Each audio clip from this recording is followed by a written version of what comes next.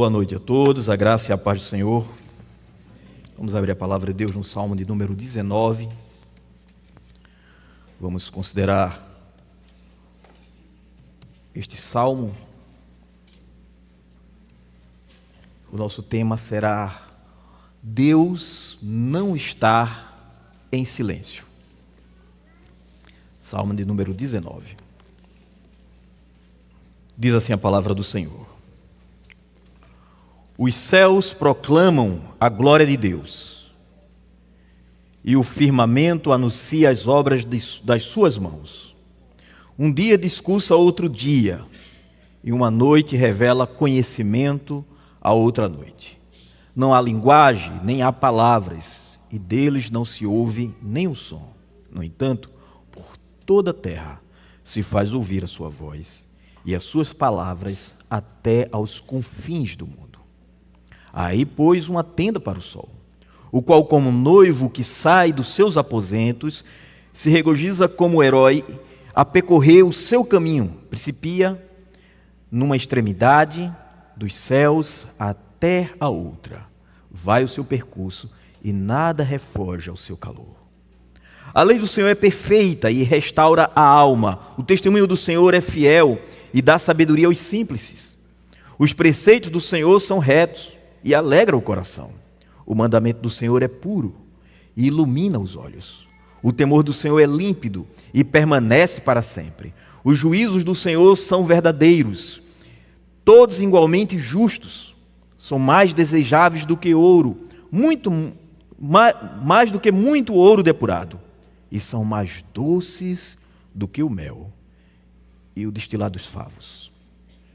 Além disso, por eles se admoesta o teu servo em os guardar a grande recompensa. Quem há quem possa discernir as próprias faltas?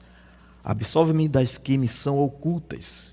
Também da soberba guarda o teu servo, e que ela não me domine. Então serei irrepreensível e ficarei livre da grande transgressão. As palavras dos meus lábios e o meditar do meu coração sejam agradáveis da tua presença, Senhor, rocha minha e redentor meu. Amém. Oremos. Senhor Deus bendito, louvado seja o teu nome, ó Senhor, pela tua palavra,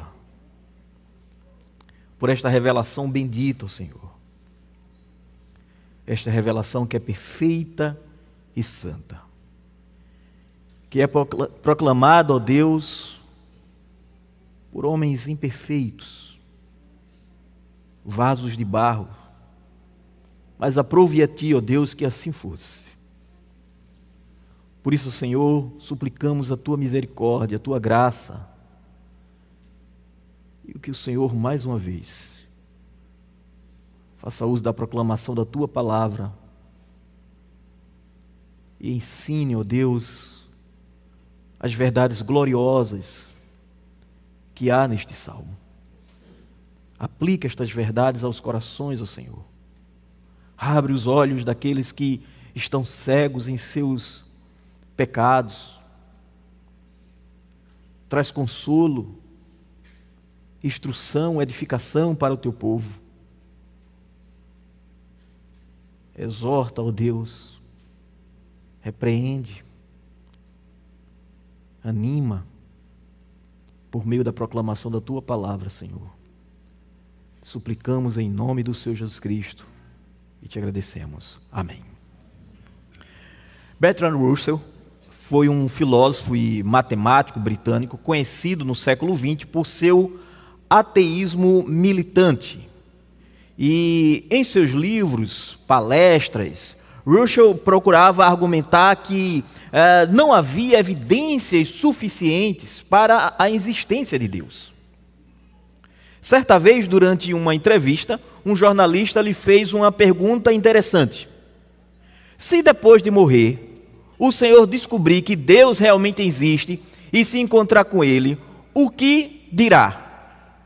E Russell respondeu: Senhor, por que te escondestes tão bem? Esta era a resposta que ele tinha em mente para dar para o Senhor. Senhor, por que te escondestes tão bem? Obviamente, ele partia do pressuposto de que não é possível ver qualquer evidência de que existe um Deus. A resposta de Russell revela um pressuposto profundo do pensamento moderno. Se Deus existe, então ele permaneceu em silêncio. Ele não se revelou de maneira clara. Ele se escondeu do mundo. Mas essa não foi a conclusão de todos os pensadores do século XX. Um outro filósofo, um filósofo cristão, que também era britânico, chamado Francis Schaeffer, dedicou grande parte do seu ministério intelectual a responder exatamente esse pressuposto errado, de que não há evidência de que Deus existe. Ele escreveu várias obras, mas uma trilogia ficou bastante conhecida, sobretudo aqui no Brasil, que ele vai então tratar, dentre outros temas, este tema.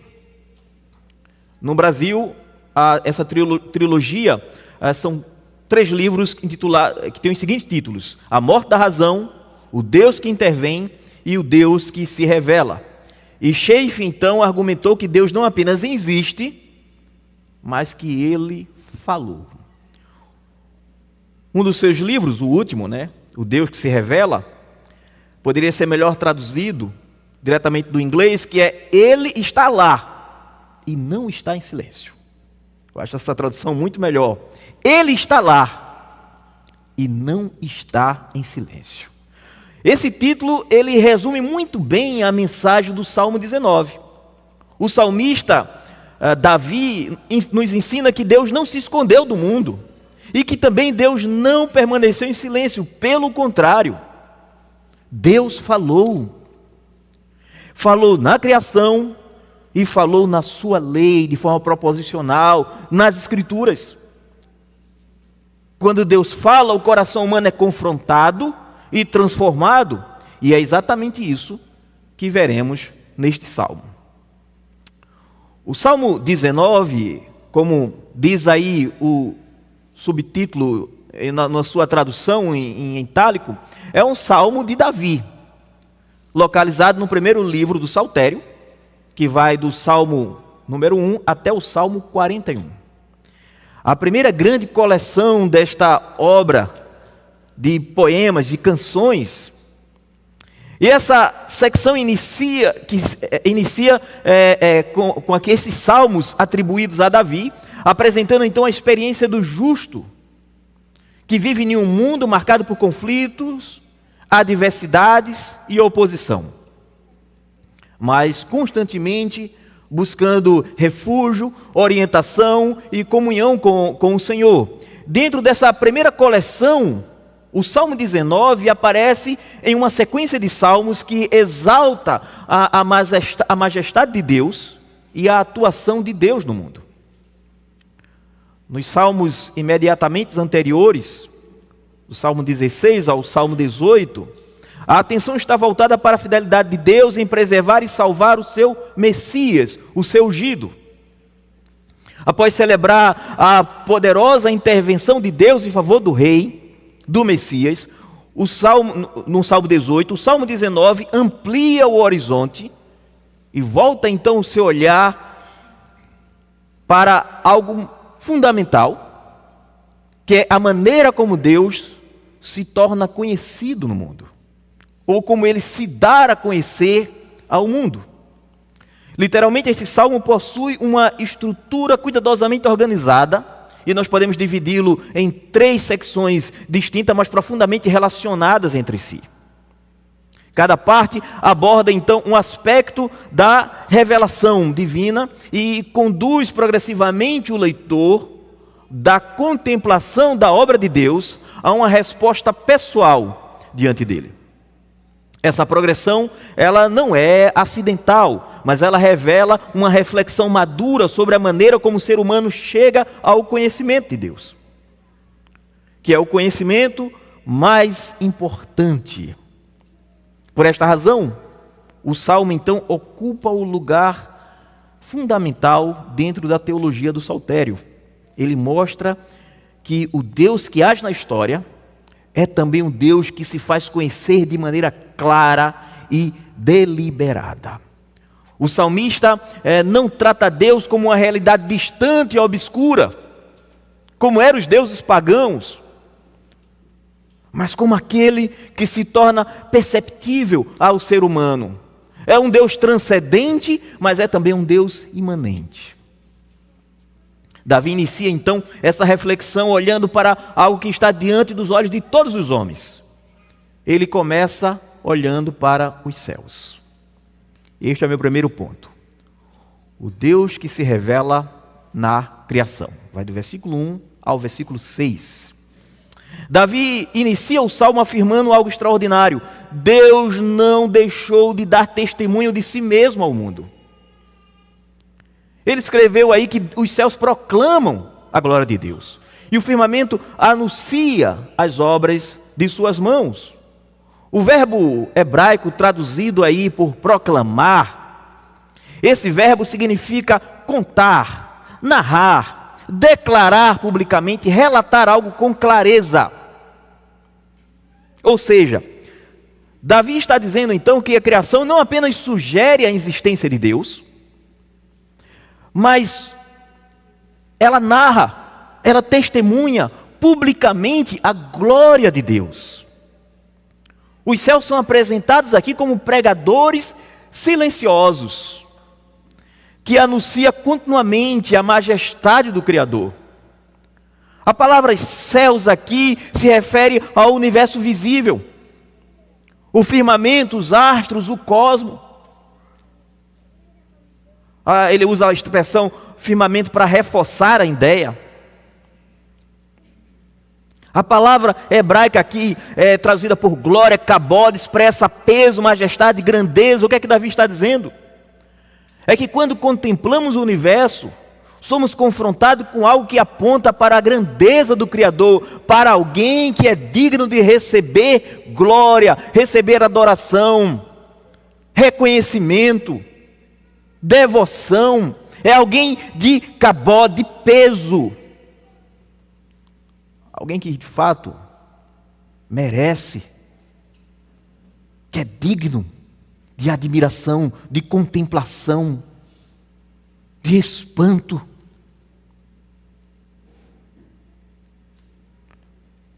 Não é necessário possuir um doutorado em astronomia para perceber isso.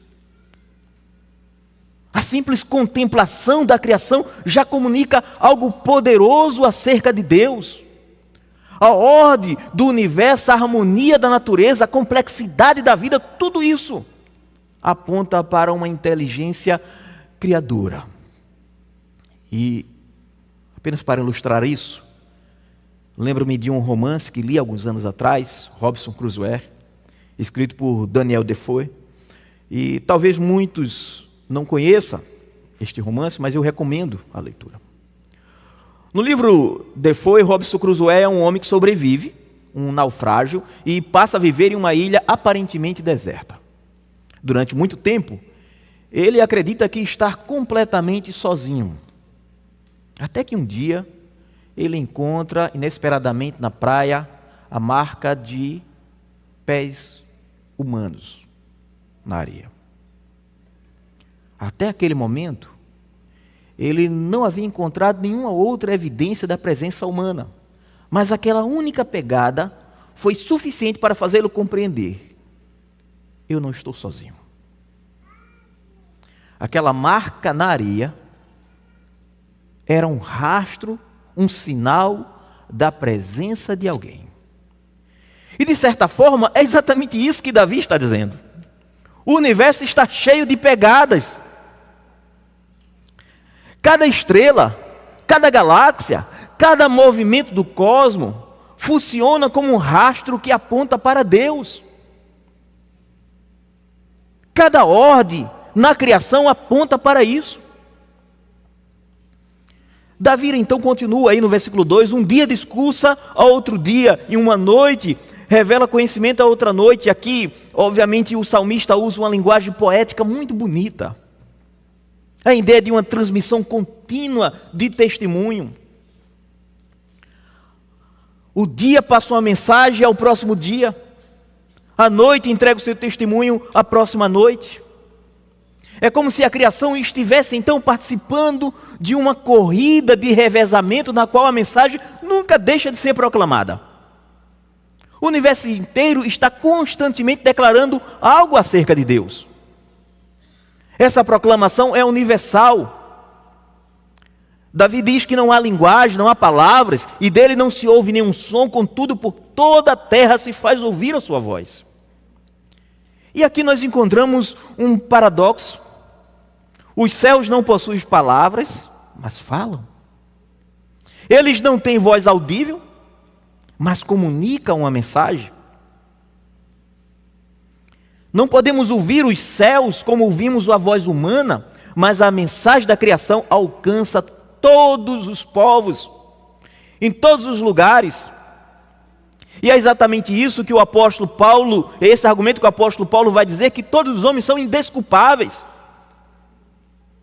Todos os homens, não importa em que período ele tenha vivido, em que local isolado que ele tenha nascido, se numa tribo indígena isolada, se numa grande metrópole. Pois o apóstolo diz lá no Romanos capítulo 1, versículo 20, que desde a criação do mundo, os atributos invisíveis de Deus, assim como o seu eterno poder e sua natureza divina, tem sido demonstrada claramente por meio das coisas criadas. O apóstolo Paulo aqui está explicando o Salmo, esse trecho do Salmo 19. É o que os teólogos chamam de revelação natural ou revelação geral. Segundo Paulo e Davi, a criação revela pelo menos dois aspectos fundamentais de Deus: o seu poder eterno, a sua natureza divina. Essa revelação é tão clara, mas tão clara, que deixa todos os homens indesculpáveis. De modo que o problema não é a falta de evidência. O problema é que o coração humano prefere suprimir a verdade. Alguns pensadores modernos rejeitam ou tentam rejeitar, na verdade, abafar essa evidência. Richard Dawkins, por exemplo, argumenta que a beleza do universo não prova a existência de Deus. Segundo ele, a beleza de uma obra apenas prova a existência do artista. Agora note o argumento dele. Como no caso de Beethoven ou de Shakespeare, ele vai dizer: quando ouvimos uma grande composição musical, sabemos que existe um compositor. Quando lemos um grande poema, sabemos que existe um poeta. Agora, segundo ele, quando olhamos para todo o universo, que é muito mais complexo, muito mais majestoso, esse princípio não se aplica. Na verdade, a própria existência de Beethoven, a própria existência de Shakespeare e outros grandes poetas da história da humanidade é apenas um reflexo da sabedoria e da beleza daquele que os criou, que criou o ser humano segundo a sua imagem e semelhança. Davi então direciona a nossa atenção para um exemplo mais específico dentro da criação. Ele aponta para o sol. E ele escreve que nos céus ele armou uma tenda para o sol, Deus. E a imagem é de uma tenda ou um tabernáculo colocado no céu para o sol. Uma imagem poética, obviamente. Ele vai personificar o sol aqui, né, como se fosse um noivo que sai dos seus aposentos. E depois como um guerreiro que percorre o seu caminho. Isso vai confrontar as crenças pagãs da sua época, que acreditava que o sol era divindade. Não, o sol é apenas algo que Deus criou e um instrumento dessa proclamação da sua glória, do seu poder. no caso do poder de Deus. E na cultura antiga, o noivo saía dos seus aposentos no dia do casamento com alegria, dignidade e entusiasmo. Então ele faz essa comparação, depois o sol é comparado como um herói ou um atleta que corre a sua corrida com vigor. A ideia é de força, de energia, constância. Todos os dias o sol percorre o seu curso no céu com perfeita regularidade. E por fim, Davi conclui aí no versículo 6, principia numa extremidade dos céus até a outra, vai o seu percurso e nada refoge ou esconde-se do seu calor. Essa ideia aqui, nada se esconde do seu calor. A linguagem ela descreve aqui aquilo que vemos da perspectiva humana. O sol atravessa o céu de uma extremidade à outra, vai então com a sua influência alcançando a tudo. Nada escapa do seu calor. A ideia do salmista aqui é muito clara.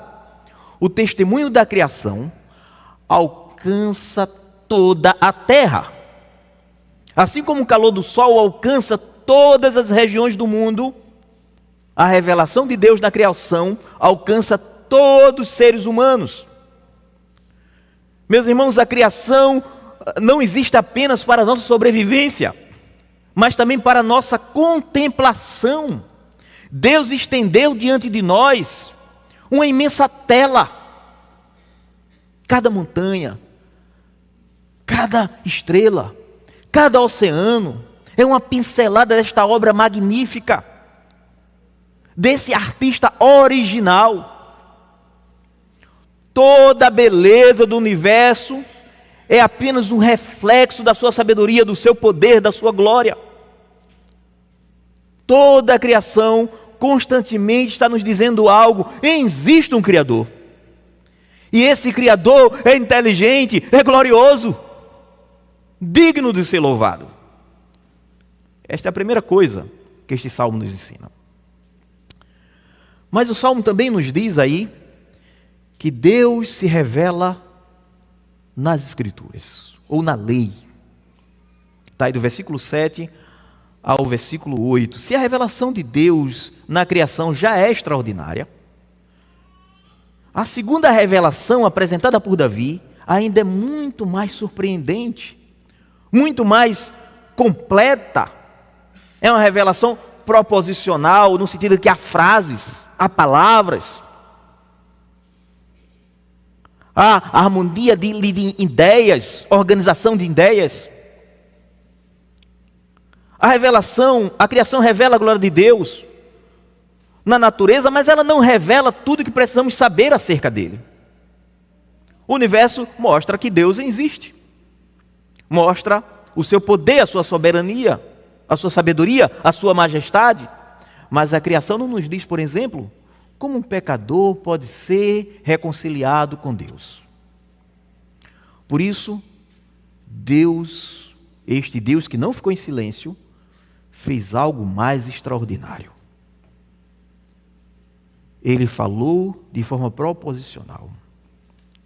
Ele usou uma linguagem. Sim, uma linguagem humana. A propósito, a linguagem humana foi ele mesmo que providenciou, foi ele mesmo que criou. Ele faz uso dessa linguagem. E Davi chama esta revelação de lei. Ele diz aí, a lei do Senhor é perfeita e restaura a alma. A palavra hebraica usada aqui é Torá. Embora muitas vezes seja traduzida por lei e aponte para os primeiros 5 livros da lei, e o seu significado é mais amplo, à luz de toda a revelação. A palavra, ela também indica instrução, direção, ensino divino. Portanto, o salmista não está falando apenas dos primeiros 5 livros da lei, ou apenas dos mandamentos, mas de toda a revelação proposicional de Deus ao longo da história. Se na criação vemos as pegadas de Deus, nas Escrituras nós encontramos as suas palavras. A Bíblia é a autorrevelação de Deus. O mesmo Deus que se revelou na sua glória nos céus, revelou a sua vontade nas Escrituras. Obviamente que esta palavra não foi imediatamente, esta lei, ou esta instrução não foi imediatamente entregue de forma escrita, mas foi entregue de forma proposicional. Deus falou por meio de visões, de sonhos, de anjos, de muitas maneiras, como mais tarde vai dizer o autor aos Hebreus. Muitas maneiras Deus foi falando, Deus foi comunicando de forma proposicional, em frases, pensamentos ali completos. Deus foi se revelando. E observe a ênfase do salmista. Cada linha ele repete o nome divino do Senhor, a lei do Senhor, o testemunho do Senhor, os preceitos do Senhor. Isso mostra que o autor desta revelação especial das Escrituras, que foi então, toda esta lei, ela foi preservada nas Escrituras, toda esta revelação, esta comunicação verbal, ela foi preservada nas Escrituras, ela vem do próprio Deus. Ele é o autor primário da palavra. Por isso que Davi afirma que a lei do Senhor é perfeita. Diferente de todas as obras humanas, ainda que Deus tenha usado seres humanos para registrar, Ele garantiu a perfeição desta comunicação, a preservação desta comunicação. Por meio do seu próprio Espírito, Ele preservou, o Espírito Santo preservou cada palavra, de modo que a lei do Senhor é perfeita. A palavra hebraica aqui, tamim, que significa completa, íntegra, sem falha, sem deficiência. Ou seja, a palavra de Deus é absolutamente suficiente. Ou seja, ela não é fragmentada, ela não é incompleta, ela contém tudo o que Deus julgou necessário para revelar para o ser humano, de modo que ele possa conhecê-lo e viver diante dele. Hoje em dia é muito comum as pessoas, ouvir as pessoas dizendo assim: se Deus tivesse falado mais claramente sobre este ou aquele assunto, mas a Escritura afirma exatamente o contrário. Deus revelou tudo o que era necessário ser revelado. Na palavra de Deus não há omissão nem redundância. Ela contém tudo o que precisamos para conhecer a Deus e para viver para a sua glória. Mais tarde Paulo vai dizer então que esta palavra, ela é suficiente para educar o homem de Deus. O homem aqui no sentido mais amplo, inclui também as mulheres, né? Para que o povo de Deus seja educado para a justiça e para toda, não algumas, toda a boa obra, ou seja, toda a vontade de Deus. Todas aquelas questões fundamentais que os filósofos chamam de questões últimas da vida. Obviamente, você não vai encontrar na palavra de Deus como fazer um bolo, isso não é relevante. Se você não souber fazer um bolo, isso não vai fazer diferença fundamental na sua vida. Mas aquelas questões fundamentais: quem sou eu? Como eu sei o que sei? Para onde vou? O que é certo, o que é errado? Essas questões, tudo isto foi revelado. Mais ainda, como é que eu posso me reconciliar com Deus? Isso são coisas fundamentais.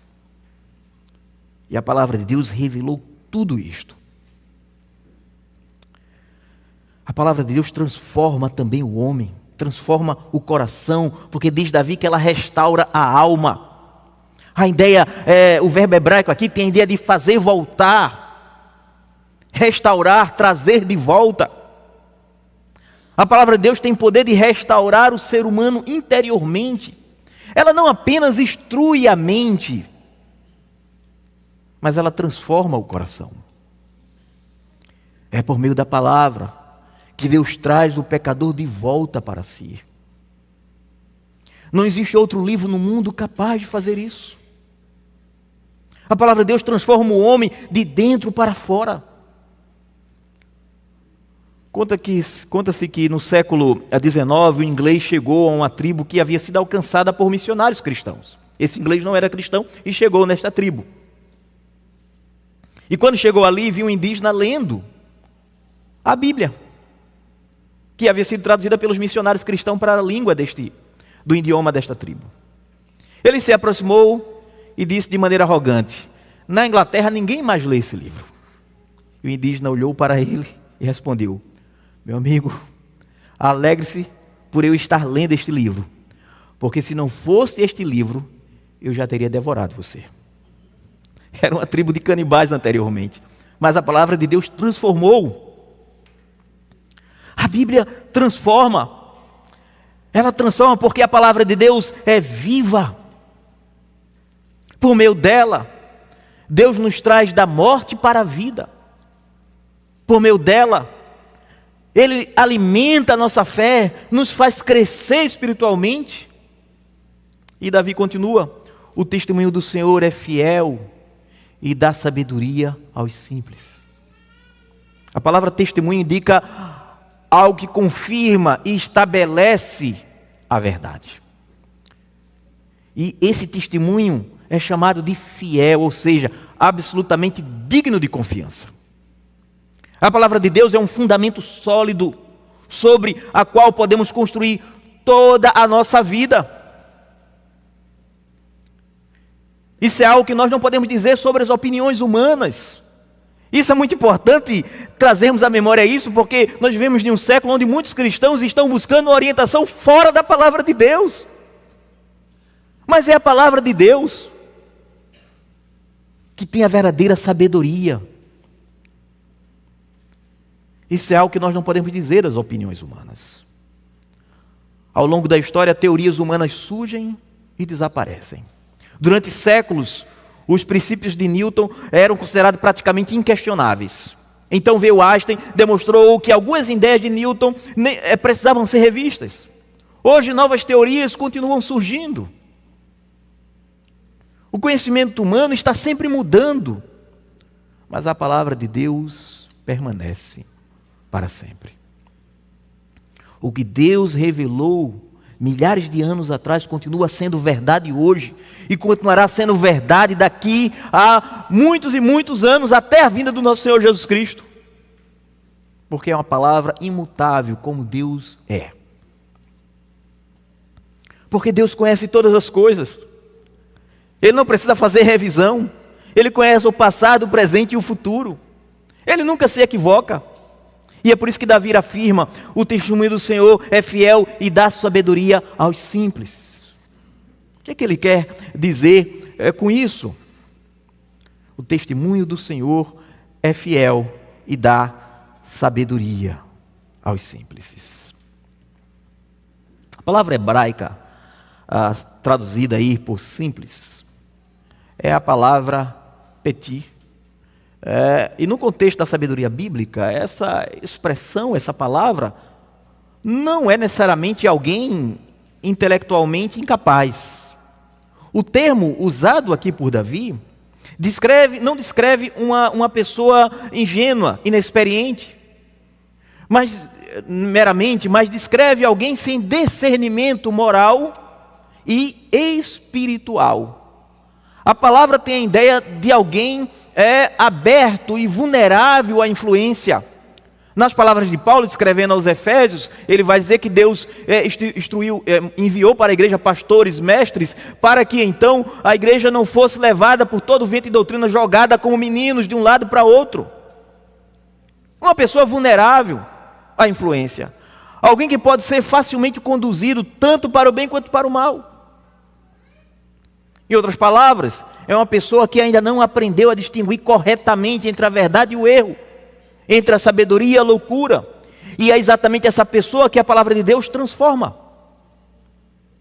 O testemunho do Senhor torna sábio o simples. A Escritura tem poder para formar discernimento espiritual, intelectual, moldar a mente e orientar a vida.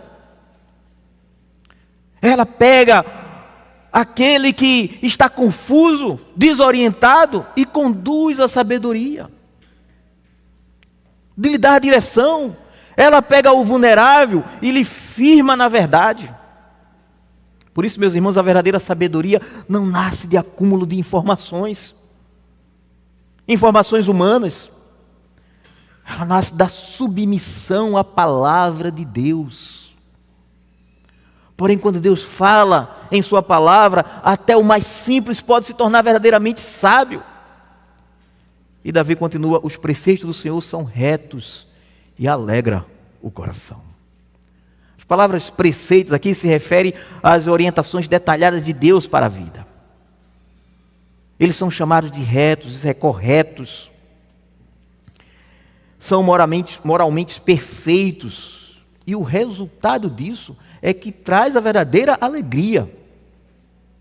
Uma alegria que não pode ser roubada, que não é circunstancial, que nos conduz por uma vereda correta. Ele diz aí: os preceitos do Senhor são retos e alegram o coração. Este é o resultado. É exatamente essa pessoa que a palavra de Deus transforma, que o Senhor tornou sábio e simples, é que tem o seu coração então transformado, e ele consequentemente se alegra. A verdadeira alegria então não nasce da autonomia humana, mas da obediência à vontade de Deus. Quando o ser humano vive de acordo com a palavra de Deus, ou seja, quando ele vive cumprindo o propósito para o qual ele foi criado, ele se alegra. É por isso que os catecismos breve e maior responde à pergunta: qual é o fim principal do homem? Ele diz: glorificar a Deus e se alegrar nele para sempre. Quando nós passamos a glorificar a Deus, nós encontramos a verdadeira alegria. Quando o ser humano vive de acordo com a palavra de Deus, ele experimenta a alegria que Deus planejou para a sua vida. E Davi diz que este mandamento do Senhor é puro e ilumina os olhos. É limpo, é claro, sem mistura. A palavra de Deus não é obscura nem enganosa. O apóstolo Paulo, escrevendo aos Efésios, diz que uma das evidências de que o homem está morto em seus delitos e pecado é a ignorância em que vivem. Obscurecido, alheio do entendimento. Por mais inteligente que ele seja, ele não consegue ter conclusões lógicas factíveis. As suas conclusões, eles abandonam a verdade, sufocam a verdade, preferem qualquer coisa menos a verdade revelada, porque estão obscurecidos. Mas a palavra de Deus, ela traz clareza para a mente humana. Ao contrário do que os pagãos dizem, que os cristãos são pessoas ignorantes, na verdade, aquele que foi alcançado pelo poder do Evangelho e que foi transformado por esta palavra poderosa, teve a sua intelectualidade recuperada, restaurada, consegue ver com clareza, permite enxergar a realidade como de fato ela é. Considerar o mundo, a realidade, ter uma visão de mundo, uma visão clara. O mundo é cheio de confusão moral e espiritual, mas a palavra de Deus é luz para os nossos olhos. E Davi continua no versículo 9: o temor do Senhor é puro e permanece para sempre. Aqui temor se refere à religião verdadeira produzida pela palavra. A revelação de Deus conduz o ser humano a uma postura de reverência diante de Deus. Esse temor é chamado de puro e duradouro. Ele não é passageiro, ele não é empolgação, mas ele permanece para sempre. E por fim, Davi afirma: os juízos do Senhor são verdadeiros, todos igualmente justos. Os juízos do Senhor são absolutamente confiáveis. Não há injustiça neles, não há erro neles. Tudo que Deus declara é perfeitamente justo. Diante desta realidade, Davi chega a uma conclusão: são mais desejáveis do que ouro, muito mais do que ouro refinado, mais doce do que o mel e o destilar, o gotejar dos favos. A palavra de Deus possui um valor maior do que todas as riquezas do mundo. Possui também uma doçura que satisfaz profundamente a alma humana. Ele acrescenta: por eles é admoestado o teu servo, e em guardá-los a grande recompensa. A palavra de Deus cumpre duas funções fundamentais. Ela nos adverte, mas também nos recompensa. Ela nos alerta sobre o perigo do pecado e ao mesmo tempo conduz para um caminho de vida. Portanto, meus irmãos, a criação revela a glória de Deus e as Escrituras revelam a sua vontade. No céu vemos a sua grandeza, na palavra conhecemos o seu coração. E é exatamente neste ponto que o salmista nos conduz ao próximo e último movimento do salmo, do versículo 12 ao versículo 14. Vamos ser mais rápido aqui. Depois de contemplar a revelação de Deus na criação e na Escritura, o salmista faz algo profundamente significativo. Ele olha então para dentro de si mesmo. Essa é a reação dele. É oração. Ele contempla a maravilha da criação, contempla a grandeza da palavra. E qual é o resultado disso? Oração. Contrição. A contemplação da santidade, da perfeição da revelação divina faz o salmista perceber a sua própria pobreza espiritual. Quando a luz de Deus brilha sobre nós, passamos a enxergar aquilo que antes permanecia oculto. É exatamente isso que Paulo afirma em Romanos, lá no capítulo 3, versículo 20. Pela lei vem um pleno conhecimento do pecado. A função da lei não é apenas instruir, mas ela também revela. Ela revela quem é Deus, mas também revela quem nós somos. Ela revela a santidade de Deus e ao mesmo tempo expõe a profundidade do pecado humano. E é por isso que depois de exaltar a perfeição da palavra, Davi então termina o salmo com não com afirmação de orgulho espiritual, ele termina com a oração de arrependimento. Ele diz assim: quem pode discernir as suas próprias faltas? Como seria isso? Como é que quem pode discernir as suas próprias faltas? Se a palavra de Deus não nos revelasse, não nos dissesse quem nós somos de fato, nós continuaríamos na nossa cegueira espiritual, achando que éramos bons demais, nós estávamos sempre se comparando com outros, mas a palavra de Deus diz que existe um Deus que é santo, puro, de olhos que não pode ver o mal, existe uma lei que é perfeita e que nós não estamos de conformidade com ela. E o resultado é: quem poderia fazer? Quem poderia chegar a este conhecimento? A pergunta é retórica. Davi reconhece algo que todos nós precisamos reconhecer: nem mesmo conhecemos plenamente nosso próprio coração. Existem pecados que não percebemos facilmente, mas existem também pecados, existem aqueles que percebemos facilmente, mas também existem pecados ocultos. Atitudes, motivações, inclinações que passam despercebidas, até mesmo para nós. Por isso ele ora. Veja a contrição de Davi, depois de olhar para tudo aquilo que ele vinha dizendo, ele diz assim: absolve-me das que me são ocultas, Senhor. A palavra de Deus, quando ela atinge o homem, ele responde com contrição, com arrependimento. A resposta do homem à voz de Deus é contrição, é arrependimento. A palavra hebraica utilizada aqui traz a ideia de pecados escondidos, falhas ocultas, transgressões que escapam da nossa percepção consciente.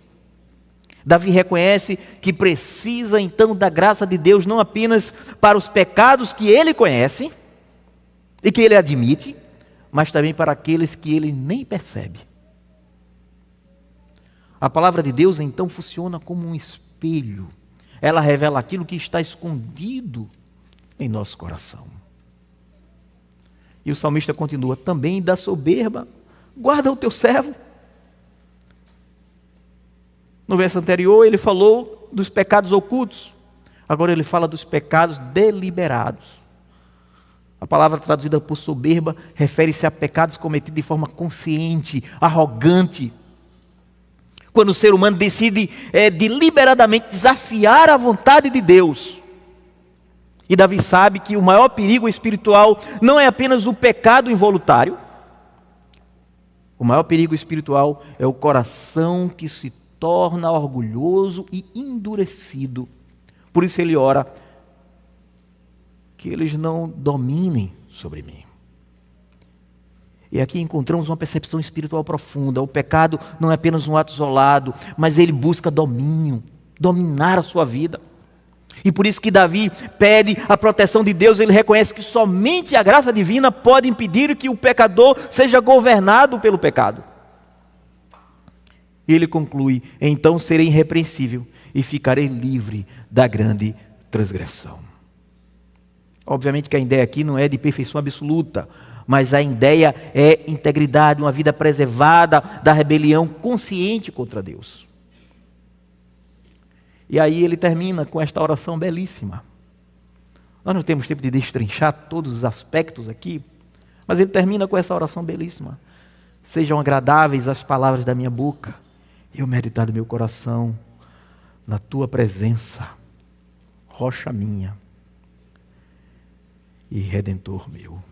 Que coisa bonita, não é? Rocha minha e redentor meu.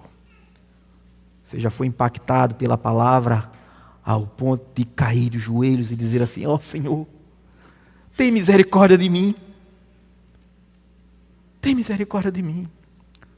Me conduz para que minhas palavras sejam temperadas, que os meus pensamentos, o meditar do meu coração, sejam agradáveis a Ti, na Tua presença, Senhor, rocha minha, redentor meu.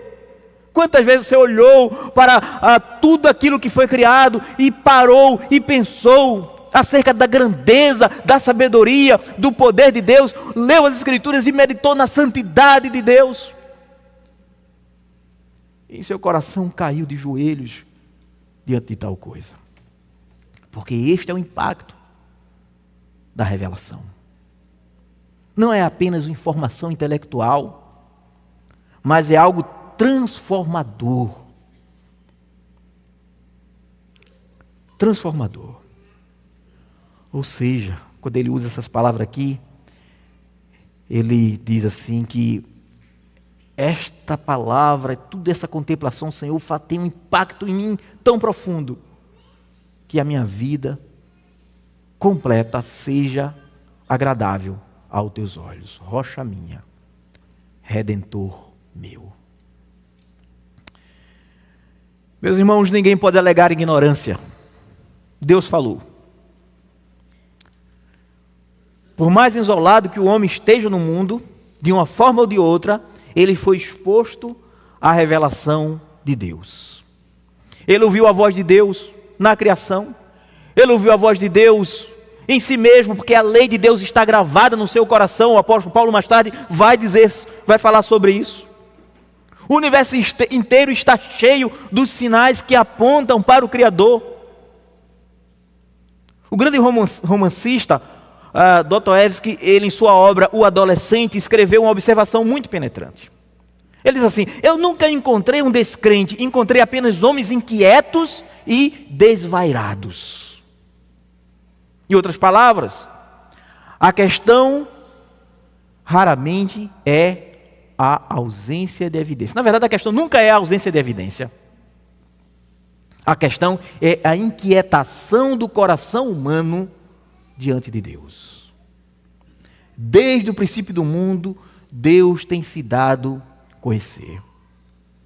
Como nós vimos primeiro na criação, depois de forma muito especial na sua palavra. De um modo ou de outro, e muitas vezes dos dois modos, o ser humano foi confrontado com essa revelação. O escritor Arthur Schnitzler, eu acho que é assim que se pronuncia, ele observou algo semelhante ao dizer: todos os homens da terra estão conscientes do infinito e da eternidade. A única diferença entre eles é até que ponto essa consciência abala cada indivíduo. Alguns se humilham diante desta realidade, outros se revoltam. Mas ninguém consegue escapar desta verdade. Alguns imaginam que a ciência eliminaria ou elimina a necessidade de Deus, mas a realidade é exatamente o contrário. Quanto mais avançamos no conhecimento científico, mais somos confrontados com a complexidade e a ordem e a beleza da criação. É por isso que o matemático e filósofo irlandês John Lennox,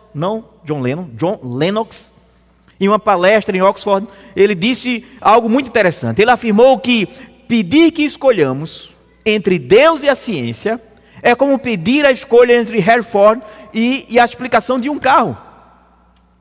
E ele continua dizendo: a explicação de um carro não elimina o engenheiro. Da mesma forma, as leis da natureza não eliminam o Criador. Quando Newton descobriu a lei da gravitação, ele não disse: agora eu tenho uma lei, não preciso mais de Deus. Pelo contrário, ao escrever Princípio à Matemática, é uma das maiores obras científicas da história, Newton então viu a ordem do universo como uma sabedoria do Criador. A ciência, portanto, não elimina Deus. Ela apenas revela ainda mais a profundidade e a sabedoria divina.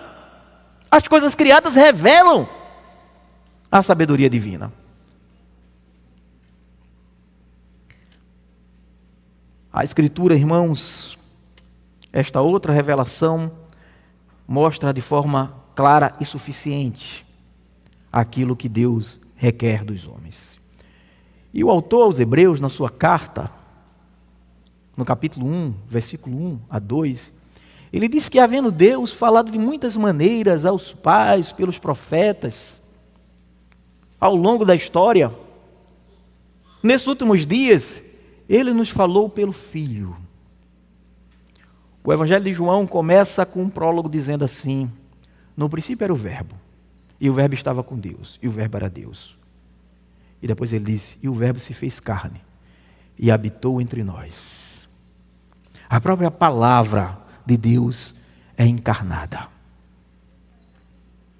Veio na pessoa bendita do nosso Senhor Jesus Cristo. A revelação suprema de Deus. Desta forma nós não esperamos novas revelações.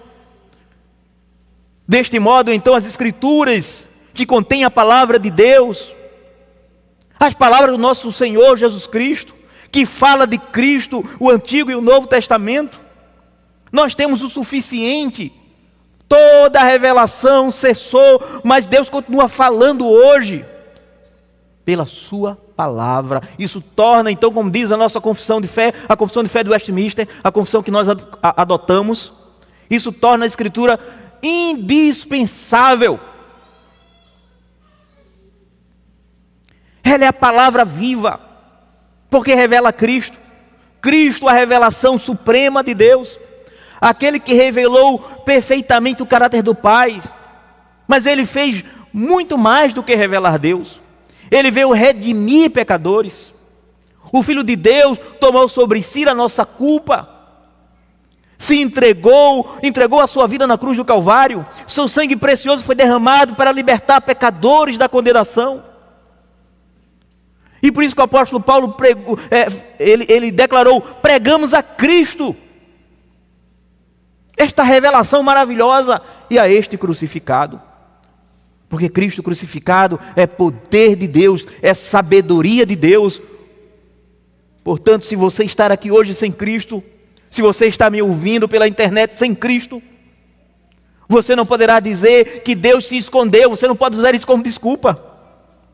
Você não poderá dizer que não houve evidência. Deus falou na criação, Deus falou na Escritura, Ele continua falando. E Deus falou de forma definitiva pelo seu Filho. em seu Filho. E por isso, você não pode rejeitar esta verdade.